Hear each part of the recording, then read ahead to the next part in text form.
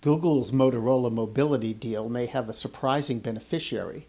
IT employment ticked up in July, and a piece of hardware that is just so exciting, I can't wait to tell you about it.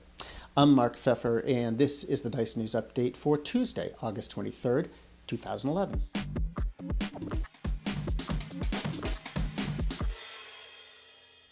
Google's acquisition of Motorola Mobility is probably the biggest hardware news to hit Chicago in a very long time. The $12.5 billion move is seen as a way for Google to get deep into the handset business and so spread the use of its Android operating system. If it goes through is the operative word to some, it's a big enough deal that it's sure to get the attraction of regulators, even though I haven't heard anybody say they don't expect the deal to be completed.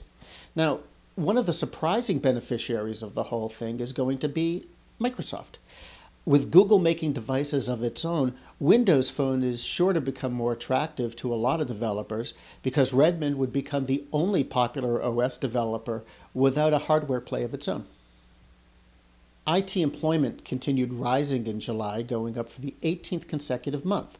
TechServe Alliance says that the number of jobs ticked up by about 1,800. That brings them to just more than 4 million. That's up also by about 120,000 jobs since July of 2010. Over the weekend, the New York Times reported that things are particularly good for software engineers. But there are a couple of clouds on the horizon. The overall economy is one, and the stock market is another one. The market's overall drop has some people wondering whether its shenanigans means whatever tech bubble there might have been has burst. Think about Groupon. It's filed for an IPO, but it may have to settle for raising less money than it had hoped, and other companies may face similar disappointments unless they decide to wait the market out. And now, that hardware that I absolutely, really have to have.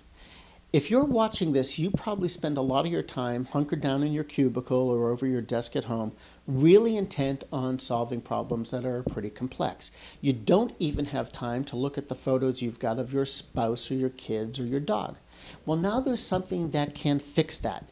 The USB optical mouse with digital photo frame. Yes, that's right. Now you don't have to clutter your desk with all those pictures. Brando Workshop offers this mouse with an embedded 1.5-inch LCD digital photo frame built right in.